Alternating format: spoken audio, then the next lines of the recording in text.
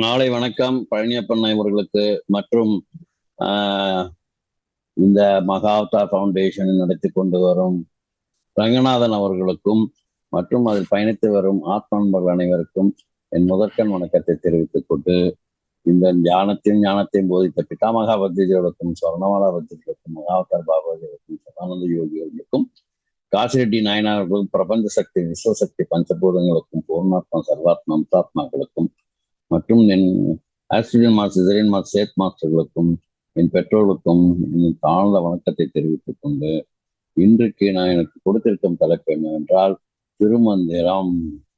திருமூலர் எழுதிய திருமந்திரம் 2ஆம் பாடல். நம்ம போன வாரம் படித்ததை கொஞ்சம் அப்படி ரீகேப் பண்ணிட்டு அடுத்தது நம்ம தொடரணும். திருமந்திரத்தின் பிறப்பு என்னவென்றால் வந்து கைலாயத்தில் இருந்து அகத்திய முனிவரை காண்பதற்காக தெற்கு நோக்கி வந்த சந்திரநாதன் என்றும் யோகி சாத்தனூர் அருகே பசுக்கள் அழுது கொண்டிருப்பதை பார்த்து அதில் உருகி அவர் என்ன செய்கின்றார், பசுக்களின் இடையர் மூலம் போய் பார்க்கிறார். இடையர் எங்க இருக்கிறான்னு பார்த்தா அந்த மூலன் இறந்து கிடக்கின்றான். அதை தான் இந்த பசுக்கள் எல்லாம் துக்கத்தை கொண்டாடி கொண்டிருந்தன. அதை கண்டு வருந்தி யோகி தன் யோக சக்தியின் மூலியமாக கூடு விட்டு கூடு பாய்ந்து அவர் உடலை ஒரு இடத்தில் மறைத்து வைத்து மூலன் உடலில் புகுந்து மாடுகளை எல்லாம் மேய்த்து பிறகு வீட்டுக்கு அழைத்து சென்று விட்டு விடுகிறார். வீட்டுக்கு சென்ற பிறகு பார்த்தால் அந்த மூலனின் மனைவி இவர் மேல் ஆசை கொண்டு தொடுவதை கண்டு இவர் விரும்பாமல் அங்கிருந்து வெளியே வந்து விடுகிறார். அதனால அப்புறம் பார்த்தீங்கன்னா அவர் பழைய உடலை போய் தேடி பார்க்கிறாரு, அங்க இல்லை, அந்த உடல் இல்லை. அப்போ இல்லாத கண்டு என்ன பண்றது, அப்போ மூலன் உடல்லே அவர் டிராவல் செய்ய ஆரம்பிச்சிடுறாரு.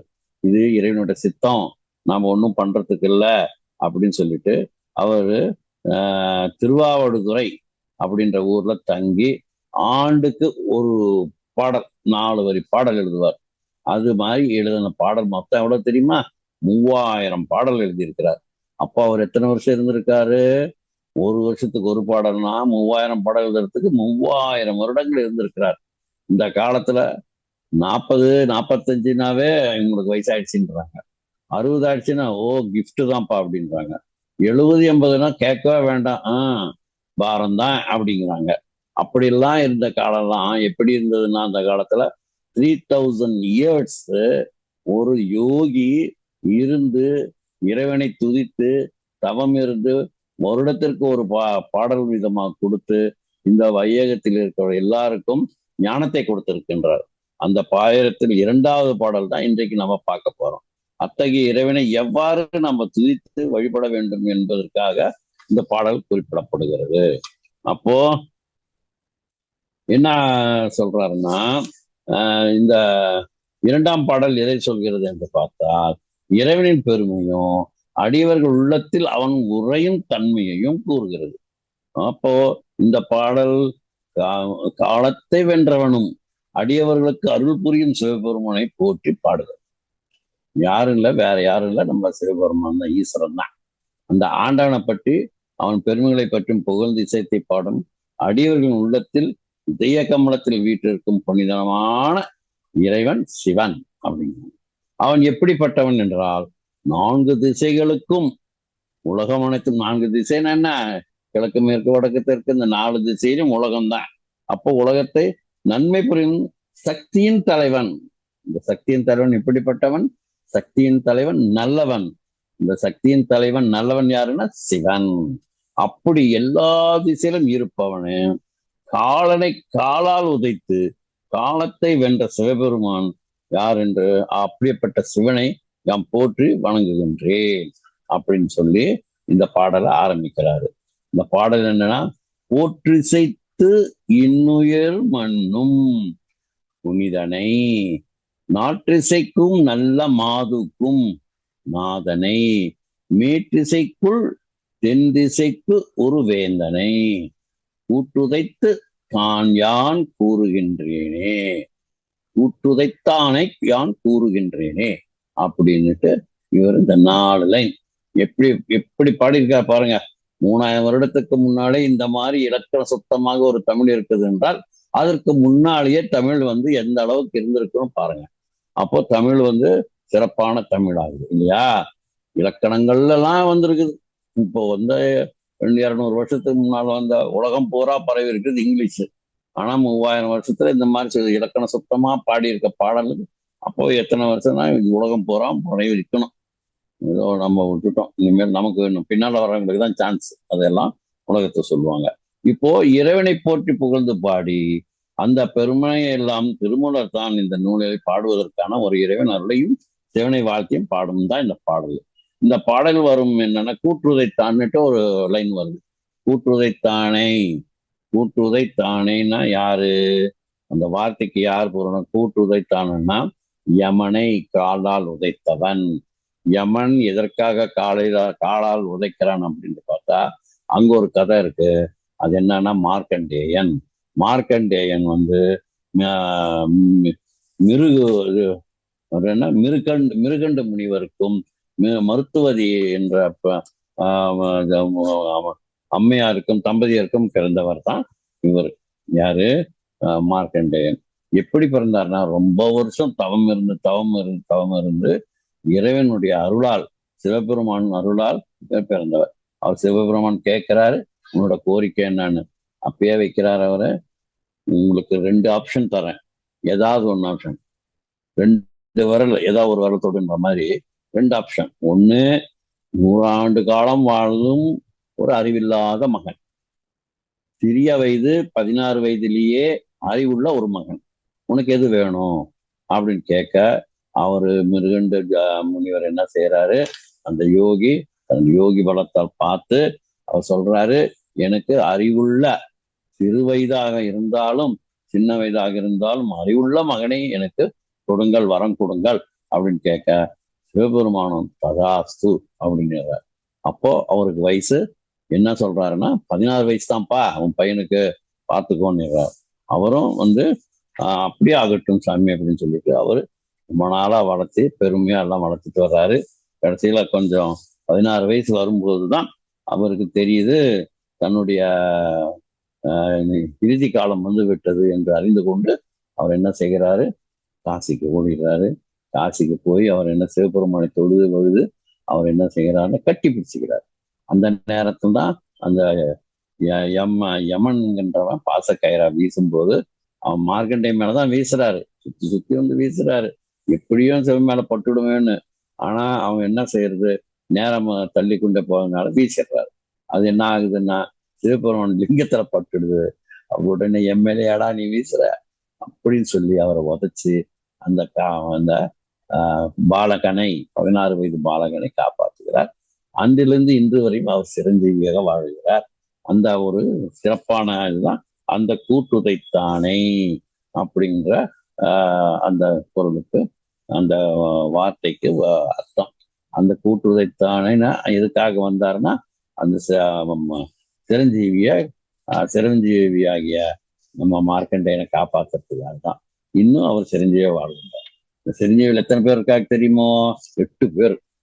அது தெரியும்னா ஒரே ஒரு சின்ன அது ஒரு, ஃபர்ஸ்ட் வந்து அனுமான், 2வது வேதவியாசர், 3வது விபீஷணர், எங்க யாருன்னு தெரியுமா, ராவணனோட தம்பி. அடுத்தது வந்து மகாபலி சக்கரவர்த்தி. இப்ப திருவோணம்னு எல்லாம் கொண்டாடுறோம் இல்லைங்களா, அந்த அந்த கொண்டாடுறதுக்கு இவர் தான் காரணம். ஓணம் பண்டிகை கொண்டாடுறதுக்கு மகாபலி சக்கரவர்த்தி அவர் வந்து தன்னுடைய மக்களை எல்லாம் காண வேண்டும் சொல்லி அவர் பாதாள லோகத்திலிருந்து மேல ஒரு நாள் வருவார். அந்த ஒரு நாள்ல அவருடைய மக்களை எல்லாம் சந்தோஷமா இருக்கிற பார்த்துட்டு போயிடுவார். அடுத்தது பரசுராமர் தன்னுடைய தாயின் தலையை வெட்டிட்டு வந்து இது செய்வார், தந்தை சொல்லிக்க மந்திரம் இல்லைன்னு சொல்லுவார். அப்புறம் அஸ்வத்தாமன், அப்புறம் கிருபாச்சாரியார், அப்புறம் தான் 8வதா இருக்கிறது தான் மார்க்கண்டேயன். அப்போ இது வந்து ஒவ்வொன்றுக்குமே ஒவ்வொரு காரணம் இருக்கு. அதை நம்ம எடுத்தோம்னா நேரம் பத்தாது. ஆகையால 8 சிரஞ்சீவிகளோட இவரும் ஒருத்தராக இருக்கிறாரு. அடுத்தது நம்ம வந்து நம்ம பார்க்க போறது என்னன்னா, இந்த பாடலுக்கு உரிய பொருள்கள் என்ன அப்படின்னு பார்க்கணும். அப்போ இந்த பாடல் வந்து ஒரு திருமூலர் எழுதப்பட்ட இந்த பாடல் வந்து 4 வரிகளை கொண்டது. ஒரு ஒரு பாடல் ஒவ்வொரு வரியும் 4 சொற்கள் தான் இருக்கும், ஜாஸ்தி இருக்காது. இப்போ அதே மாதிரி இந்த மொத்தம் இந்த 3000 பாடலுக்கு மொத்தம் எத்தனை சொற்கள் இருக்குதுன்னா 1,92,000 சொற்கள் இருக்குது.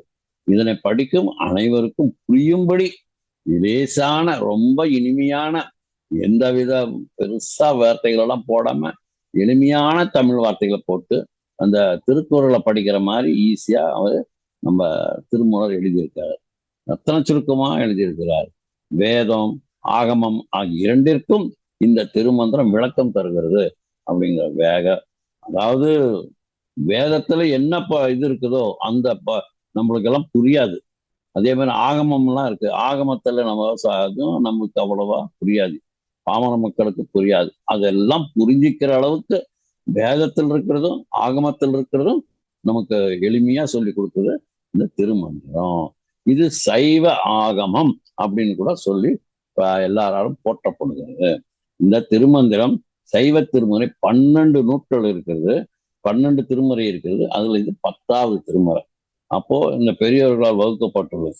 இந்த இது சொல்லக்கூடிய கருத்து என்னன்னா 3 டோட்டல் 3000 பாடல்ல நம்ம கரைச்சி குடிச்சு வடிச்சு எப்படி எப்படி ஜல்லடை போட்டு தேடி கண்டுபிடிச்சாலும் 3 தான் அவர் முக்கியமா சொல்றாரு சுத்தி சுத்தி. அது ஒண்ணு வந்து அன்பே சிவம், 2வது என்ன சொல்றாருன்னா 2வது ஒருவனே தேவன், ஒன்றே குலம் ஒருவனே தேவன் என்றார். 3வது என்ன சொல்றாருன்னா யாம் பெற்ற இன்பம் நீ வையகம் பெறட்டும்ங்கிறார். அப்போ இறைவன் வந்து எப்படிப்பட்டவர் அப்படிங்கிறத அவர் ஒவ்வொரு நாள் விளக்கம் சொல்றாரு. அவர் எப்படிப்பட்ட இறைவன்? நீள் கலந்த பால் போல் இறைவன் அனைத்து உயிர்களிலும் கலந்து அதனுள் கண்ணின் கருமணியாய் போல் உயிருக்கு உயிராக இருந்து இயக்கி அன்பே சிவமாய் அனைத்திலும் உரைகின்றான் இறைவன் என்று சொல்கிறார். அப்போ பால் நீரும் கலந்துடுச்சுன்னா கண்டுபிடிக்கிறது ரொம்ப கஷ்டம் இல்லையா?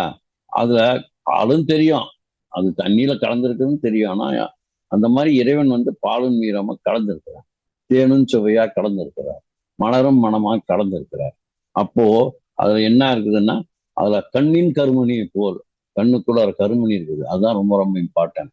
அந்த இம்பார்ட்டன்ட் உயிருக்கு உயிராக நம்ம உயிருக்குள்ளோர அவர் இருக்கிறார், ஐம்புலங்களிலும் இருக்கிறார், ஐம்பூதமாக இருக்கிறார் அப்படின்னு சொல்றாங்க. இருந்து இயக்கி அன்பே சிவமாகி அது வந்து அந்த அன்புதான் சிவம் அப்படிங்கிற மாதிரி சொல்றார்.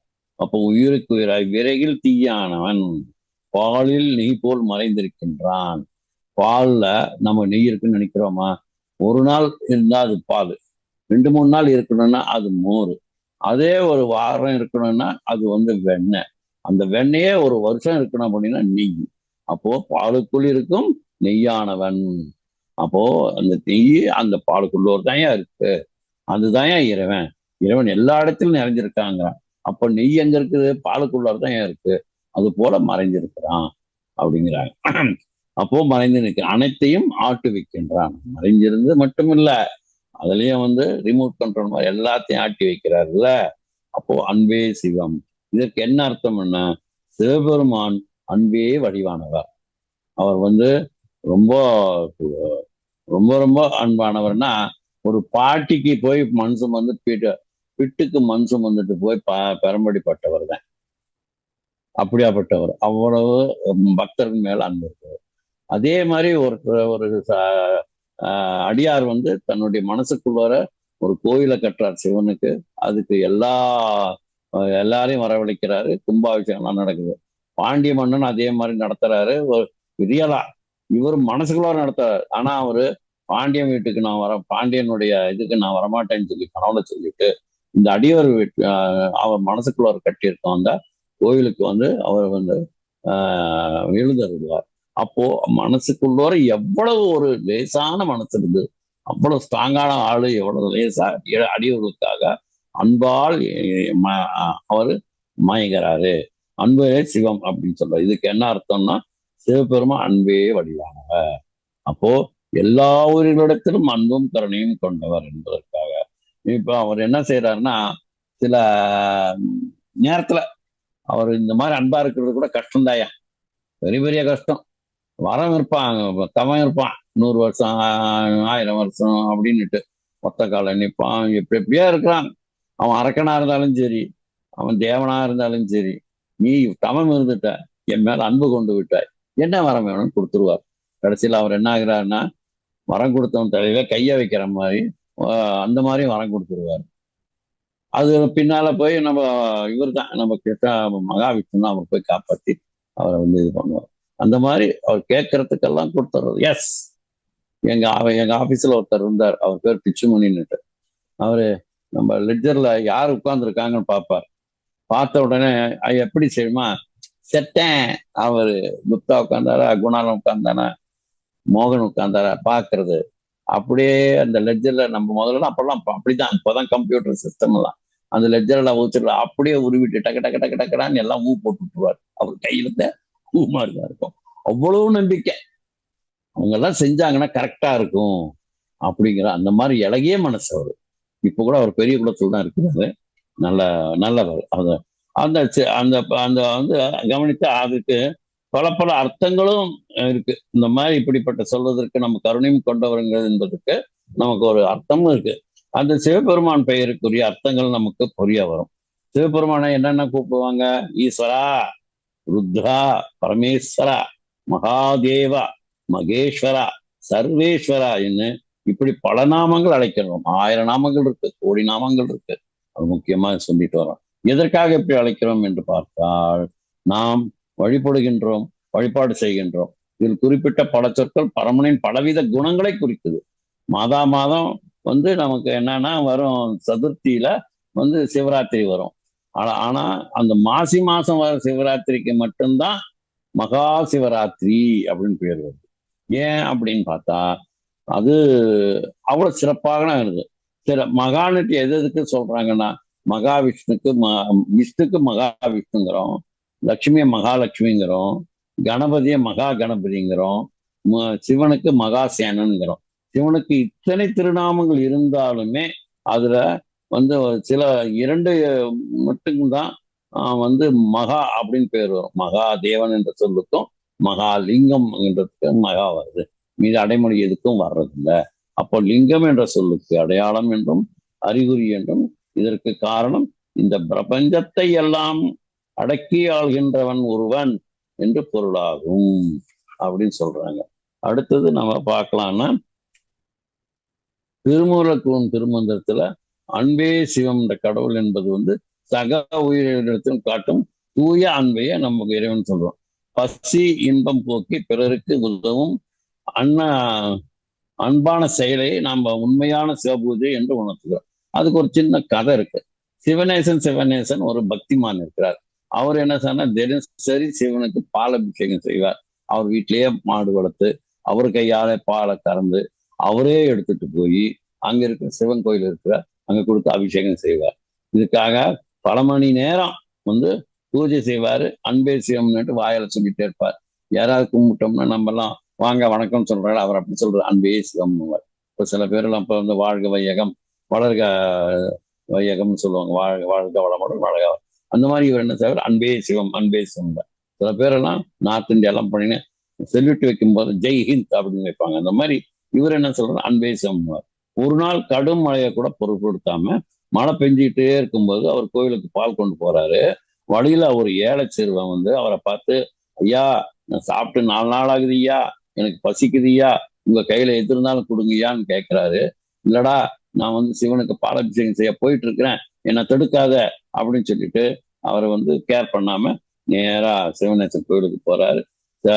சிவனுக்கு பால் கொடுக்கலாம், அபிஷேகம் செய்யணும் அப்படின்னு சொல்லிட்டு போறதுனால அந்த அவரு வந்து திறந்து அந்த கோயிலாண்ட போய் பார்த்து திறந்து பார்த்தா அங்க அதிர்ச்சி விட்டுரும் பனி மாதிரி. அங்க பாலே இல்லைங்க. அந்த பாலுக்கு பதில் அங்க இடத்துல 2 கால் இருக்குது. அப்போ சிவன் வந்து பால் அருந்திட்டு போயிருக்கிறாருன்னு அர்த்தம் பண்ணிட்டு அதுக்கு பதிலாக அப்போது அவர் என்ன உணர்ந்தார்னா, பசியால் வாடும் மனிதருக்கு உணவளிப்பது உண்மையான அன்பு, அதே அன்பே சிவம் என்ற ஞானம் பிறந்தது. அந்த பால் எடுத்துட்டு போய் அவன் அந்த பையனுக்கு சிவன் கொடுத்துருக்கிறாருன்னு அர்த்தம் பண்ணிட்டு அப்பிருந்து அவர் என்ன செய்யறாருன்னா, அந்த மாதிரி பசியால் வாடும் மனிதருக்கு உணவளிப்பது உண்மையான அன்புன்னு அந்த அன்பே சிவம் என்ற ஞானம் பிறந்தது. இப்போ கூட சில வள்ளலார் கடலூர்ல வடலூர்ல பாத்தீங்கன்னா அடுப்பே அணையாம வர்றவங்களுக்கெல்லாம் பசியால் வரும் எல்லா அன்பர்களுக்கும் அடியவர்களுக்கும் அன்னம் வாரி வாரி கொடுத்துட்டே இருக்கிறாங்க. இதே போல சில நடிகர்கள் கூட அந்த மாதிரி செய்யறாங்க. அந்த மாதிரி வர்றவங்களுக்கெல்லாம் வந்து அன்னம் உபசரித்து செய்யறாங்க. அப்போ என்னன்னா அங்க அன்பு அதிகமா இருக்கு. அப்போ இதுக்கு என்ன நீ அந்த ஏழை சிறுவனை பார்த்து கண்டுபிடிச்சு அவனுக்கு உணவளிக்கிறாரு. அப்போ அந்த ஏழை சிறுவன் முகத்துல தெரிஞ்ச மகிழ்ச்சியும் பார்த்து சிவநேசன் மனம் குளிர்ந்து போகுது. அப்போ இதுல என்ன நீதி அப்படின்னா, அன்பும் சிவமும் வேறல்ல, பிற உயிர்களிடத்தில் நாம் காட்டும் அன்பே கடவுள், அன்பே சிவம். அடுத்தது அவரு என்ன சொல்றாருன்னா, ஒன்றே குலம் ஒருவனே தேவன். அடுத்து அவர் சொல்ற வந்தது இந்த பாடல்ல ஒன்றே குலம் ஒருவனே தேவன். இது சில இது கூட நம்ம ஒரு கதையா சொல்லலாம். மிக மிக சிறிய சிறிய கதையா இருந்தாலும் சீரிய கதையாகும். சரி, மான் ஒன்று தான் வந்து பற்பல மண் ஒன்று தான், அது வந்து பற்பல வடிவங்களை எடுக்குது. எப்படின்னா, குண்டா இருந்தா அது சட்டி, பானை, அதை கொஞ்சம் கீழே பட்டைய தட்டினா அது சட்டி, சின்னதா இருந்தா அது செய்வாங்க அகல் விளக்குன்னுவாங்க. இப்படி இதை கொஞ்சம் பெருசா இருந்தா ஜாடின்னுவாங்க. இது ஆனா இது எல்லாமே செய்யறது மண்ணு தான். பல்வேறு வடிவங்களாக பல்வேறு பெயர்கள் தாங்கி இருக்கிற அந்த பொருட்களுக்கு எல்லாமே பேஸ் என்னன்னா அது வந்து மண்ணு. இந்த மாதிரி இப்போ அதே மாதிரி தாய்மார்கள் பக்கம் வருவோம். இப்போ வந்து பாத்தீங்கன்னா தங்கம் ஒண்ணுதான், ஆனா அதுல செய்யறது என்னன்னா செயின் செஞ்சுக்கிறாங்க, மோதிரம் செஞ்சுக்கிறாங்க, வளையல் செஞ்சுக்கிறாங்க, ஒட்டியானம் செஞ்சுக்கிறாங்க, மூக்குத்தி செஞ்சுக்கிறாங்க, கம்மல் செஞ்சுக்கிறாங்க. என்னென்ன டிசைன் இப்போ எல்லாத்துக்குமே வந்துருச்சு. எந்த இடத்துல இல்லாத இடமே கிடையாது. இப்போ பங்காரு, தங்கம், வெள்ளி எல்லாமே மக்கள் தாய்மார்கள் தாய் குழந்தைகள் செஞ்சு போட்டுக்கிறாங்க. ஆனா என்ன ஆகுதுன்னா எல்லாத்துக்கும் பேஸ் வந்து தங்கம், அது ஒண்ணுதான்.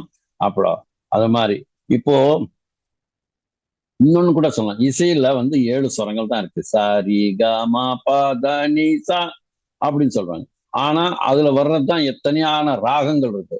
ராகங்கள் எத்தனையோ கோடின்னு சொல்றாங்க. ராகங்கள் பலவேறுன்னு சொல்லி அதுல கௌரி மனோகரி, கல்யாணி, மோகனம், பைரவி, நீலாம்பரி அப்படின்னு எல்லா மாதிரியும் ராகங்கள் வருது. இதுக்கெல்லாம் என்ன அர்த்தம்னா ராகம் ஒண்ணுதான், இது ஸ்வரங்கள் ஒண்ணுதான், அதுல நிறைய ராகங்கள் வருது, அதுல நிறைய கமகங்கள் வருது, அதே மாதிரி நிறைய பாடல்கள் வருது. சரி, பரம்பொருள் ஒன்று தான், பல்வேறு வடிவங்களா தான். இதுதான். அதே போல நாராயணன் வருகிறார், சிவனாக வருகிறார், முருகனாக வருகிறார், சிவனாக வருகிறார், கணபதியாக வருகிறார், சிவனேத்தான் வருகிறார். ஒரே நடிகர் பல வேஷங்கள் தவிர்த்து சினிமாவில் வர்றது மாதிரி அவர் சிவன் ஒருவன் தான் பல்வேறு வடிவங்கள் தாங்கி வருகிறார் என்று. ஒருவன் தான் அவரை தவிர வேறு இல்லை என்கின்றார். ஆமா, அப்போ மூர்த்தி பேதங்கள் எல்லாமே மூடாது என்று கரை தேர மாட்டார் என்று சொல்கிறார். நாம் மூர்த்தி பேதங்கள் எல்லாம் மூடாது கரை தேர மாட்டார் அப்படின்னு சொல்றார். நான் அப்படின்னா வந்து மூர்த்தி எல்லாமே வேற வேற டிஃப்ரென்சியேட் பண்ணாதீங்க. அப்படி சொல்றவங்க செய்யறவங்க வந்து அவங்க கரை தேர மாட்டாங்க, அவங்களுக்கு மோட்சம் கிடையாது, எல்லாம் ஒண்ணுதான், அவர் தான் சொல்லுங்கிறார். அப்போ பாருங்க, இன்னொரு எக்ஸாம்பிள். நான் ஒரு வீட்டுக்கு போனேன். அங்க வந்து உடனே நான் என் வீட்டுக்கு போனேங்க. எங்க அப்பா வந்து டேய் மகனே என்னங்க அப்பான்னு. அதே என் மகன் வந்து என்ன அப்பான்றாரு. ஏன்னு கேட்டேன். அதே என் தமையனார் கூப்பிட்டு தம்பின்னு கூப்பிட்டாரு. சொல்லுங்க அண்ணா அப்படின்னு கேட்டேன். என் தம்பி என்னை கூப்பிட்டு அண்ணான்னாரு. சொல்றா தம்பி அப்படின்னு. இப்போ நான் ஒருத்தன் தான், ஆனா எப்படி அவர்கள் அழைத்தார்கள் என்றால் ஏன் என்று கேட்கும் போது, அதே போல நாராயணனாக என்றாலும் முருகன் என்றாலும் அருவம் உருவமாகி அனாதியாய் பலவாய் ஒன்றாய் சில பேருக்கு காட்சியளிக்கிறாருன்னா அதுதான். இப்போ இன்னொரு எக்ஸாம்பிள் சொல்லுவேன்னா, சில பேருக்கு போட்டோ பிடிச்சி மாட்டுறதுல ரொம்ப ரொம்ப இன்ட்ரெஸ்டா இருக்கும். நீங்க இவன் வந்து பாக்யராஜ் படம் பார்த்தீங்கன்னா ஒரு படத்துல நிறைய போலீஸ், சப் இன்ஸ்பெக்டர், டாக்டர், வக்கீலு அப்படின்னு ஏகப்பட்டமா போர்ட்டு டிசைன்லாம் போட்டு அவர் ஸ்டுடியோவில் போய் எடுத்துட்டு வந்து மாட்டி வைப்பார். அந்த மாதிரி ஒரு வீட்டில் போய் பார்த்தோம்னா ஒரு நல்லா வெள்ளை வெட்டி கட்டிட்டு ஷர்ட் போட்டுட்டு துண்டு போட்டுக்கிட்டு பட்டெல்லாம் எடுத்துக்கிட்டு பசு பக்கத்தில் ஒருத்தர் நிற்பாரு. அது ஃபோட்டோ இருக்குது. அப்புறம் அதே மாதிரி இன்னும் பூஜையில் உட்காந்துட்டு இருக்கமா ஒரு ஃபோட்டோ இருக்குது. அதே மாதிரி தன்னுடைய மனைவியோட இருக்கிற ஒரு ஃபோட்டோ இருக்குது. அப்புறம் தன் பேர குழந்தைங்க பேரம் பேச்சோட ஒரு ஃபோட்டோ இருக்குது. அப்புறம் யாருடைய யாருடைய இருக்குது, ஒரு 8 ஃபோட்டோ இருக்குதுன்னு வச்சுக்கோங்க. வீட்டுக்கு வந்தவர் அந்த அம்மா கூப்பிட்டு, யாருங்க இவர், யாருங்க இவர், இவருடைய வீட்டுக்காரர், என் வீட்டுக்காரர், என் வீட்டுக்காரர். அப்ப 8 பேரும் அவங்க வீட்டுக்காரருங்க. அட பாவி மனுஷா, ஏதாவது கேட்க போற சாத்துக்குவேன். அவர் ஒருத்தர் தான் 8 போட்டோல டிசைனா போட்டோ எடுத்துட்டு இருக்கிறார், போட்டோ பிரியர் அப்படின்னு சொல்லுவாங்க. அந்த மாதிரிதான் சிவன் வந்து எல்லாம் அவரே ஒருத்தர் தான் பலவிதமா எடுத்துட்டு இருக்காரு. சிவனையே மூல பொருளாக கூறி அவரை போட்டு சிறப்பம்சம்னா திருமூலத்தின் அந்த பாடல் என்னன்னா சிறப்பம்சம் அதுதான். அப்ப பொருள் தன்னைத்தானே அடியவர்களுக்கும் இன்னுயிர் காப்பவன் அப்படின்னு சொல்றாரு. போற்றி சேர்த்து இன்னுயிர்க்கும் மண்ணும் புனிதனை. இப்போ நம்ம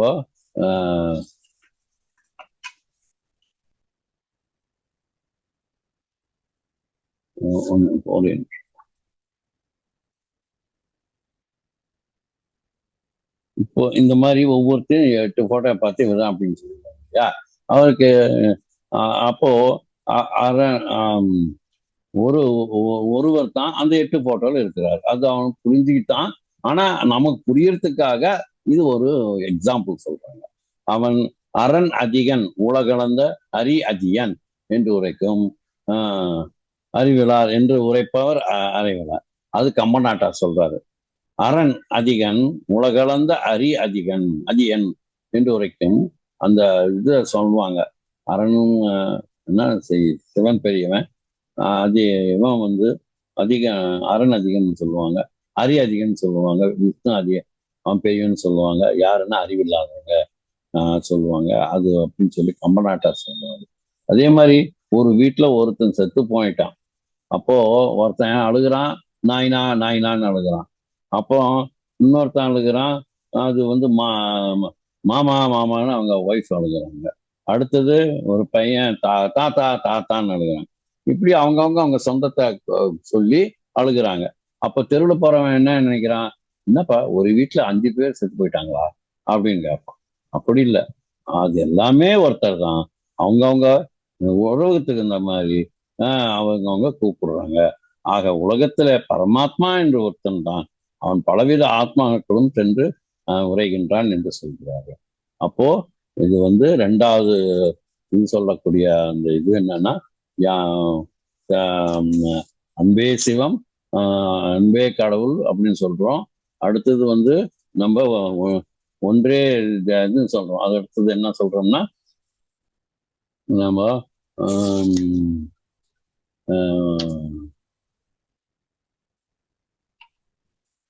அன்பே சிவம் வந்து ஒன்றே குலம் ஒருவனே தேவன் சொன்னோம். இப்போ என்ன சொல்றோம்னா, யாம் பெற்ற இன்பம் இவ்வையகம் பெறட்டும். இது 3 தான் அவர் சொல்றது. அன்பே சிவம், ஒன்றே குலம் ஒருவனே தேவன், யாம் பெற்ற இன்பம் இவ்வையகம் பெறட்டும். அவர் என்ன சொல்றாருன்னா, ஒரு ஒரு பெரியவர்கள்லாம் இருந்தாங்கன்னா என்ன சொல்லுவாங்க, நாம் பெற்ற இன்பம் வையகம் பெறட்டும்பா அப்படின்னு சொல்லுவாங்க. யாம் பெற்ற இன்பம்னா ஒரு ராமானுஜருக்கு என்ன சொல்றாங்க, ஐயா நீ மோட்சம் அடைகிறதுக்காக ஒரு ரகசியமான ஒரு மந்திரம் சொல்றேன், யாருக்கும் சொல்லக்கூடாது.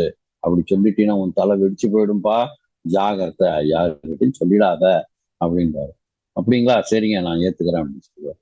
அப்போ அவருக்காக ஓம் நமோ நாராயணா அப்படின்னு சொன்னீங்கன்னா நீ வந்து மோட்சம் அடைஞ்சதா, நீ யாருக்கும் சொல்லிடாத, ரகசியம் ரகசியம் ரகசியங்கிறார். ஆனா இவர் என்ன செய்யறாரு, அது உச்சரிச்சு பார்த்துட்டு, ஆஹா இவ்வளவு இன்பம் இருக்குடா, இது வந்து நாம் பெற்ற இன்பம் வையகம் பெறட்டும்டான்னு சொல்லி அவர் கோயில் மேல, ஸ்ரீரங்கம் கோயில் மேல ஏறி எல்லாத்தையும் வாங்க எல்லாத்தையும் வாங்கன்னு சொல்லி, நான் இந்த மந்திரத்தை சொல்றேன், எல்லாரும் சொல்லுங்க, எல்லாரும் மோட்சத்துக்கு போயிடலாம் அப்படின்னு சொல்லிட்டு அங்க போய் சொல்லுவாரு. ஓம் நமோ நாராயணாய நமக. அதே மாதிரி ஓம் நமோ நாராயணாய நமக, ஓம் நமோ நாராயணாய நமகன்னு சொல்லி அவர் எல்லாத்துக்கும் சொல்ல, அவர் வந்து தான் பெற்ற இன்பம் இந்த வையகம் பெறட்டும் பெற்று இன்புற வேண்டும் என்று நினைப்பவர்கள் அப்படிதான். ஆக தாம் இன்புறுவது கண்டு இன்புறுவது கண்டு உலகு இன்புறுவதை கண்டு காமொருவர் கற்றறிந்தார் என்றார். தனக்கு கிடைத்த இந்த மந்திரத்தை உலகத்துக்கெல்லாம் வழங்கி இன்புற்றார் ராமானுஜர். ஆக இது போல இருப்பவங்க நிறைய பேர் இருக்காங்க, பெரியவர்கள் தான்.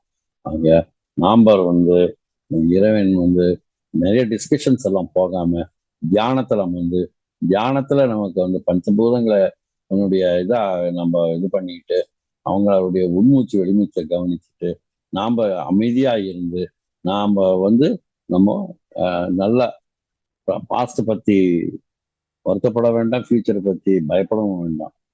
ப்ரெசன்ட் லைஃபை என்ஜாய் பண்ணிக்கிட்டு no complaint, no argument, no judgement, அந்த மாதிரி இருக்கணும்.